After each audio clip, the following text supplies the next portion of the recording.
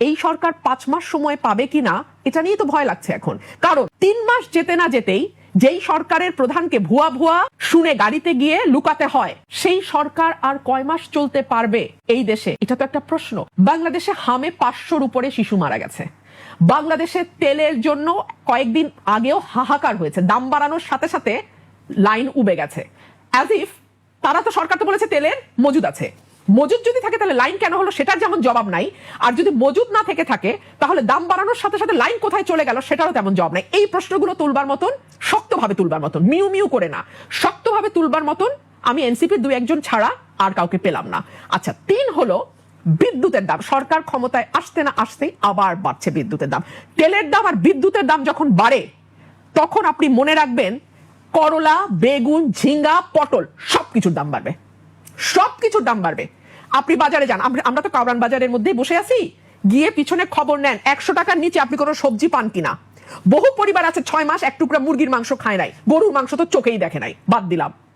তো এইরকম অবস্থায় যখন আপনি তেল আর বিদ্যুতের দাম বাড়াবেন, মধ্যবিত্তের অবস্থা কি দাঁড়ায়? আমি আপনাকে এটা সাইডলাইন আরেকটা কথা বলি। এইবার মন্ত্রী হওয়ার পর দেখলাম প্রতিমন্ত্রীরা প্রধানমন্ত্রী গাড়ির পিছনে দৌড়ায়। বেশ, মানে আমি 3টা প্রতিমন্ত্রীকে দেখছি প্রধানমন্ত্রী গাড়ির পিছনে দৌড়াতে। মানে মন্ত্রী হতে হলে যদি আত্মসম্মান বোধ বাদ দিয়ে এখানে নামতে হয়, খোদা যেন আমাকে বাংলাদেশে কোনোদিন মন্ত্রী না করে। ইন্ডিপেন্ডেন্ট এমপির সম্মান অনেক বেশি, খোদা যেন আমাকে কোনোদিন মন্ত্রী না করে, যেখানে আমাকে একজন ব্যক্তির গাড়ির পিছনে, টিসিবির ট্রাকের পিছনে দৌড়ানোর মতন, অভাবী মানুষের মতন আমাকে দৌড়াতে বাধ্য করে। আমি এর চেয়ে খারাপ ভাবে আর কিছু বললাম না। প্রধানমন্ত্রী তো খুব সিরিয়াস, উনি তো রামিসার বাসায় ছুটে গেলেন, ধর্ষণের শিকার এই শিশু। উনি তো এক মাসের মধ্যে বিচারের প্রতিশ্রুতি দিলেন। আবার ওখানে তাদের মন্ত্রীদের কি অবস্থা হলো যদি বলতেন একটু, এখানে কি আমরা রিঅ্যাকশন পাই? দেখুন, আমি আজকে একটা পরিসংখ্যান দেখছিলাম, গত 1 মাসে মাদ্রাসায় বলাৎকারের শিকার হয়েছে 100 শিশু। এরপরে যদি আপনি ধর্ষণের পরিসংখ্যানে আসেন, 118 জন শিশু ধর্ষণের শিকার হয়েছে, 47 জন মৃত্যুবরণ করেছে। এর মধ্যে প্রধানমন্ত্রী শুধু রামিসার বাসায় গেছেন, আমরা এটাকে সাধুবাদ জানাই। এবং উনি সেই সঙ্গে এটাও বলছেন 1 মাসের মধ্যে বিচার কার্য সম্পন্ন হবে। উনি কি বিচারক? উনি কি বিচার বিভাগ? এমনকি বিচার বিভাগও কি বলতে পারে কতদিনে ট্রায়াল কমপ্লিট হবে? আপনি বলতে পারি আমরা 1 মাসের মধ্যে বিচার চাই, আমরা কালকের মধ্যে বিচার চাই, আমরা আম জনতা আমরা বলতে পারি। কিন্তু দায়িত্বশীল পদে থেকে কেউ কি বলতে পারে 1 মাসের মধ্যে বিচার হবে? 1। 2 হলো, দেখুন এই যে রামিসার বাসায় যাওয়া, এটা ভালো, ভালো, নিশ্চয়ই ভালো। কিন্তু তাহলে সেই প্রধানমন্ত্রী, সেই স্বরাষ্ট্রমন্ত্রী এবং সেই আইনমন্ত্রীকে ভুয়া ভুয়া স্লোগান দিয়ে মানুষ ধাওয়া দিল কেন? রীতিমতো ধাওয়া। কারণ আমি দেখেছি তাদেরকে কর্ডন করে কোনো মতে গাড়িতে ঢোকানো হয়েছে। কেন? কেন মানুষের মধ্যে এই ক্ষুব্ধতাটা কেন? এই জবাব তো এই সরকারকে বের করতে হবে। কারণ এর আগের সরকার 15 বছর 6 মাস সময় পেয়েছে, এই সরকার 5 মাস সময় পাবে কিনা এটা নিয়ে তো ভয় লাগছে এখন। কারণ 3 মাস যেতে না যেতেই যেই সরকারের প্রধানকে ভুয়া ভুয়া শুনে গাড়িতে গিয়ে লুকাতে হয়, সেই সরকার আর কয় মাস চলতে পারবে এই দেশে? এটা তো একটা প্রশ্ন। মানুষ খুব স্মার্ট। আমি কিন্তু আপনার মতো এই প্রশ্ন অনেককে করেছি যে আগে তো প্রধানমন্ত্রীকে কখনো ট্রাফিকে আটকে থাকতে আমরা দেখি নাই, আগে তো প্রধানমন্ত্রীকে কখনো ভিকটিমের বাসায় একেবারে প্রথম চোটেই দৌড়ে যেতে দেখি নাই, আগে তো প্রধানমন্ত্রীকে কখনো প্রতি শুক্রবারেই কখনো প্রতিবন্ধী শিশুর বানানো গাড়ি কিংবা কখনো কাভার্ড ভ্যান চালাতে দেখি নাই, আমরা তো কখনো আগের প্রধানমন্ত্রীকে মানে এত ক্যাজুয়াল পোশাকে দেখি নাই, স্ত্রীকে নিয়ে গাড়ি চালাতে দেখি নাই, বর্ষণ মুখর সন্ধ্যা উপভোগ করতে দেখি নাই, কিংবা স্ত্রীর হাত ধরে বৃষ্টিতে ভিজতে দেখি নাই, স্ত্রী মানে পার্টনারের হাত ধরে বৃষ্টিতে ভিজতে দেখি নাই। তাহলে এই প্রধানমন্ত্রীর উপর আপনাদের এত ক্ষুব্ধতা কেন? তাই তো আমাদের সেই প্রশ্ন। মানুষ এক কথায় চট করে বলে ফেলে স্টান্টবাজি, কিন্তু আমরা ভালোই বুঝি। মানে এই বিষয়গুলোকে যে মানুষ স্টান্টবাজি হিসেবে দেখছে, এটা সম্ভবত প্রধানমন্ত্রীর চারপাশে থাকা চাটুকাররা বাদে বাকি বাংলাদেশ বুঝতে পারছে। সো এগুলো তো খুব ভয়ের ব্যাপার। সে কারণেই কিন্তু রাষ্ট্রের বড় বড় পদে যারা যান, বিশেষ করে আমাদের মতন দেশ, যেই দেশে অনেক নাই, যেদিকেই দেখবেন সেদিকেই নাই, খাবার নাই, মূল্যস্ফীতি, অর্থনৈতিক মন্দা, নানান রকম নাইয়ের মধ্যে আমরা বাস করি, স্বাস্থ্যসেবা নাই, শিক্ষা ভালো পরিবেশ নাই। এই নাইয়ের মধ্যে যারা প্রধান হন তাদেরকে খুব সিলেক্টিভলি, খুব মাইনিউটলি তার চারপাশের মানুষকে সিলেক্ট করতে হয়। তারা যদি চারপাশে ভুল মানুষ নিয়ে ঘোরেন, তার পরিণতি না খুব সিরিয়াস হয়। ব্যারিস্টার রুমিন, একাদশ জাতীয় সংসদে আপনার কয়জন ছিলেন? 6 জন 7 জন? হ্যাঁ, 7 জন। সেরকমই। কিন্তু এক উজ্জ্বল নক্ষত্রের মতো দেখলাম যে আপনি একাই 100।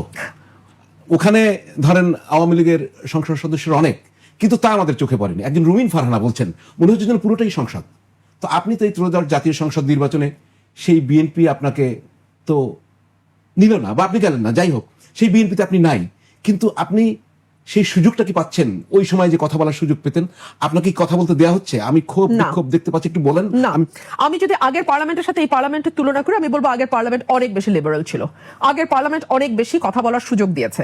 এই পার্লামেন্টের মধ্যে অসহিষ্ণুতা আরো অনেক বেশি। আমি একটা উদাহরণ দিই। আমি যেদিন প্রথম শেখ হাসিনার পার্লামেন্টে বললাম এই সরকার অবৈধ, এবং আপনারা যারা 300 আসনে বসেছেন আপনারা বুকে হাত দিয়ে বলেন যে আপনারা জনগণের ভোটে নির্বাচিত হয়েছে, তখন ভীষণ চেঁচামেচি হয়েছে পার্লামেন্টে, খুব জোরে জোরে চেঁচামেচি হয়েছে, কিন্তু কোনো অশালীন অঙ্গভঙ্গি হয় নাই। এই পার্লামেন্টে তারেক সাহেব উপস্থিত থাকা অবস্থায় ওনারই এক রো পেছনে বসা, আমি নাম বলবো না, যিনি তার নানান অপকর্মের জন্য সময়ে সময়ে বিখ্যাত হয়েছেন, যার অশালীন টেলিফোন রেকর্ড হাসিনার আমলে ফাঁস হয়েছে, সেই লোক, আমি ভদ্রলোক বলবো না, এমন বিচ্ছিরি অঙ্গভঙ্গি করেছেন যে জামাতের আমিরকে দাঁড়িয়ে সেটার প্রতিবাদ করতে হয়েছে। সো আমি মনে করি যে এই পার্লামেন্টের অসহিষ্ণুতা আগের চেয়ে বেশি। এই পার্লামেন্ট খুব মজা। হাসিনা হয়েছিল 15 বছরে, আওয়ামী লীগ অ্যারোগেন্ট হয়েছিল 15 বছরে। তারপরেও আমি আওয়ামী লীগের লোকদের সঙ্গে তো টকশোতে বসতাম, মন্ত্রী এমপিদের সাথেও বসতাম। আমি এখনকার এমপিদের, দুদিন আগে আমি একটা ক্লিপ দেখছিলাম যেখানে একজন এমপি মঞ্জুরুল আলম পান্না ভাইকে খুব বাজেভাবে ইয়ে করে উনি উঠে গেছেন। তো আমরা তো অনেক ভয়াবহ কথা টকশোতে বলেছি। আমি তো আওয়ামী লীগের কোনো এমপিকে এত অ্যারোগেন্ট দেখি নাই, একজন দুজন ছাড়া। আমি বিএনপির মধ্যে অ্যারোগেন্স আরো অনেক বেশি দেখি। আমরা একটু দেখি আপনার কথা, ওই ক্লিপটা একটু দেখতে পারবো?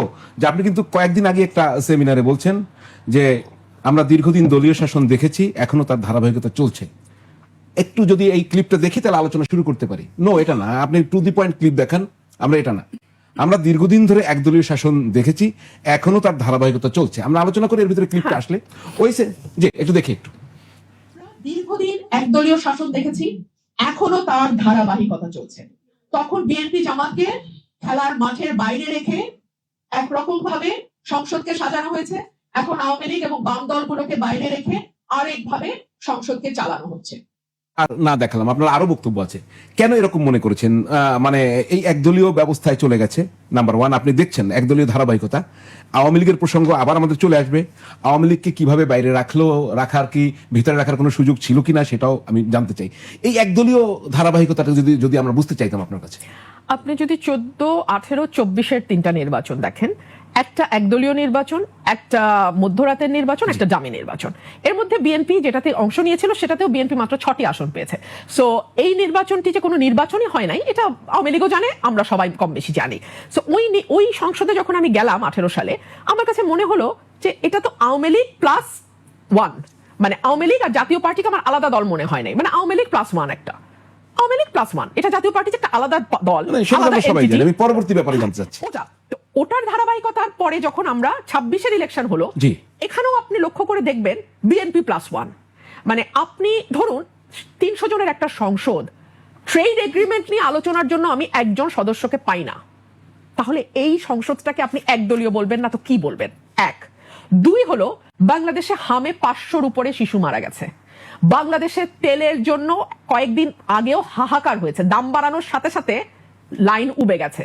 অ্যাজ ইফ তারা তো, সরকার তো বলেছে তেলের মজুদ আছে, মজুদ যদি থাকে তাহলে লাইন কেন হলো সেটার যেমন জবাব নাই, আর যদি মজুদ না থেকে থাকে তাহলে দাম বাড়ানোর সাথে সাথে লাইন কোথায় চলে গেল সেটারও তেমন জবাব নাই। এই প্রশ্নগুলো তুলবার মতন, শক্তভাবে তুলবার মতন, মিউ মিউ করে না, শক্তভাবে তুলবার মতন আমি এনসিপির 2-1 জন ছাড়া আর কাউকে পেলাম না। আচ্ছা, 3 হলো বিদ্যুতের দাম। সরকার ক্ষমতায় আসতে না আসতেই আবার বাড়ছে বিদ্যুতের দাম। তেলের দাম আর বিদ্যুতের দাম যখন বাড়ে তখন আপনি মনে রাখবেন করলা, বেগুন, ঝিঙ্গা, পটল সবকিছুর দাম বাড়বে, সবকিছুর দাম বাড়বে। আপনি বাজারে যান, আমরা তো কাউরান বাজারের মধ্যেই বসে আছি, গিয়ে পিছনে খবর নেন 100 টাকার নিচে আপনি কোনো সবজি পান কিনা। বহু পরিবার আছে 6 মাস এক টুকরা মুরগির মাংস খায় নাই, গরুর মাংস তো চোখেই দেখে নাই, বাদ দিলাম। তো এইরকম অবস্থায় যখন আপনি তেল আর বিদ্যুতের দাম বাড়াবেন, মধ্যবিত্তের অবস্থা কি দাঁড়ায়? হাম নিয়ে কি হয়েছিল? আপনি তো কথা বলতে চেয়েছিলেন হাম নিয়ে কথা যখন বললাম, আমার কাছে মন্ত্রীকে বিরক্ত মনে হয়েছে। এই মন্ত্রী মহোদয় সজ্জন ব্যক্তি, মন্ত্রী হওয়ার আগে ওনার সঙ্গে আমার হর হামেশাই কথাবার্তা হতো। তো মন্ত্রী হওয়ার পর হয়তো উনি আর কি সেই মানে যাই হোক, মন্ত্রিত্বের তো একটা গরম আছেই। প্রধানমন্ত্রী বলেন না চেয়ার দিয়ে আগুন বেরোয়, তো প্রধানমন্ত্রী চেয়ার যদি দাউ দাউ করে জ্বলে, মন্ত্রীদের চেয়ার যে একটু একটু মানে মাইক্রো ওভেনের কাজ করবে না তা তো না। তো মন্ত্রীদের চেয়ারও একটু একটু মাইক্রো ওভেনের কাজ করে, মন্ত্রীরাও একটু গরম হন। তো উনি খুব একটা কমফোর্টেবল ছিলেন না উত্তর দিতে, আমার মনে হয়েছে। মেবি আই এম রং। তো আমি ওনাকে বললাম, উনি বললেন এত ভয় দেখালে নাকি সবার হাম হবে, মানে রোগাক্রান্ত হয়ে যাবে। তো আমি বললাম আমরা তো সাংসদের সামনে কথা বলি, 300 হামের রুগী নিয়ে না। সো এই যে একটা জবাবদিহিতার ল্যাকিং এবং দোষ চাপানো, এবং ভেরি ইন্টারেস্টিং, দেখেন এই সরকারটি কিন্তু ইউনূস সরকারের একটা প্রলম্বিত অংশ। আমি বলি কেন, আমি এ কারণেই বলছি প্রলম্বিত অংশ। এই সরকার আসার ঠিক 3 দিন আগে ট্রেড এগ্রিমেন্টের মতো একটা ভয়াবহ গোলামির চুক্তি বাংলাদেশে হয়েছে। যেই এগ্রিমেন্টটা নিয়ে ধরেন আমার মতন দুষ্ট লোক এটাকে গোলামির চুক্তি বলতেছে, নিজের পলিটিক্যাল ফিউচারের কথা চিন্তা না করেই বলতেছে। বাকিরা এটা নিয়ে আলোচনা, দুষ্ট না বোকালো। আমি আপনাকে এটা সাইডলাইন আরেকটা কথা বলি। এইবার মন্ত্রী হওয়ার পর দেখলাম প্রতিমন্ত্রীরা প্রধানমন্ত্রী গাড়ির পিছনে দৌড়ায়।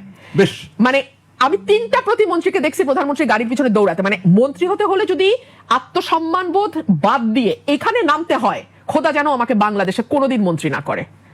ইন্ডিপেন্ডেন্ট এমপির সম্মান অনেক বেশি, খোদা যেন আমাকে কোনোদিন মন্ত্রী না করে, যেখানে আমাকে একজন ব্যক্তির গাড়ির পিছনে, টিসিবির ট্রাকের পিছনে দৌড়ানোর মতন অভাবী মানুষের মতন আমাকে দৌড়াতে বাধ্য করে। আমি এর চেয়ে খারাপ ভাবে আর কিছু বললাম না। আমরা শুনবো আপনার কথা, আরো আরো অনেক বিষয় রয়েছে। আমি ওটাতে শেষ করি জি। যে এই বিষয়গুলো নিয়ে আলোচনা করবার সাহস সংসদে 2 দলের 1 দলও করলো না, মানে বিএনপি এবং জামাতের কেউ সাহস করলো না। তার মানে এটা হচ্ছে ইউনূসের একটা প্রলম্বিত অংশ। ইউনূসের খলিলুর রহমান এই সরকারের পররাষ্ট্রমন্ত্রী, মানে বিএনপি এতই অযোগ্য পার্টি যে যারা গত 25 বছরে তাদের 20 বছর ধরে বিরোধী দলে থাকা অবস্থায় তাদের একটা পররাষ্ট্রমন্ত্রী ঠিক করতে পারে নাই। সো খলিলুর রহমানকে তাদের পররাষ্ট্রমন্ত্রী বানাইতে হইতেছে।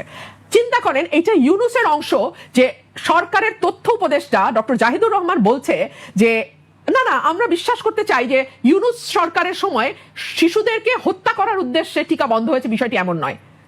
আরে বোকা, ছাগল শব্দটা নাই বললাম মিডিয়াতে। কেউ তো হত্যার উদ্দেশ্যে করে না, কিন্তু যখন তার গাফিলতি এমন পর্যায়ে যায়, যেটাকে বলা হয় রেকলেসনেস আইনের ভাষায়, যে এমন পর্যায়ে রেকলেসনেস যে যেটা অবধারিতভাবে মৃত্যু নিয়ে আসবে অন্য মানুষের, এবং সেটা তোমার না বোঝাটা বা সেইটাকে পাত্তা না দেওয়াটা তোমার এমন রেকলেসনেস যেটার জন্য তুমি হোমিসাইডের অপরাধী হতে পারো। জি, আমি বিরতিতে যেতে চেয়েছিলাম, যে আরেকটা প্রশ্ন না করে আর যেতে পারছি না। তো অযোগ্য দলটি সম্পর্কে যখন বিএনপিতে ছিলেন তখন টের পাননি? না, তখন পাই নাই। কেন? তখন তো তারা ছিল মজলুম, তাদের গুম করে, তাদেরকে গিয়ে বিচার বহির্ভূত ভাবে হত্যা করে, তাদের নামে হাজার হাজার মামলা হয়, তারা বছরের পর বছর জেলে থাকে, বাপ মার জানাজায় আসার আগে হাতে হ্যান্ডকাফ পরায় আসে, এগুলো তো সত্য। সো তখন যদি আমি এই বিষয়গুলোতে কথা না বলতাম, তাহলে আজকে তো আমি এই সত্য উচ্চারণ করতে পারতাম না। তখনও আমি সত্য উচ্চারণ করেছি, গেছে বিএনপির পক্ষে, আজকেও আমি সত্য উচ্চারণ করছি, গেছে বিএনপির বিপক্ষে। আমি কি করব বলেন? রুমিন ফারহানা এটা করবেই? আমি করবই, কোনো ভয় নাই। আমার বাবাকে আমি এইটাই দেখেছি। আমি জীবনে আমি যখন রাজনীতিতে এসেছি, আমি সচেতন ভাবে সিদ্ধান্ত নিয়েছিলাম আমি আমার বাবা হব না, আমি কোনোভাবেই আমার বাবার মতো হব না। কিন্তু আমি যত দিন যাচ্ছে, আমি যতই মানে আমার বয়স যত বাড়ছে, আমি যত ধীরে ধীরে আমার জীবনের শেষ দিকে যাচ্ছি, আমি দেখতে পাচ্ছি আমি আসলে আমার বাবাই। এবং নির্বাচনে যখন দাঁড়িয়েছেন তখন এটা আরো স্পষ্ট হয়েছে। মানে আমি আসলেই অলি আহাদ সাহেব, আমার এখান থেকে আমার মুক্তি নাই। শুনবো আপনার কথা।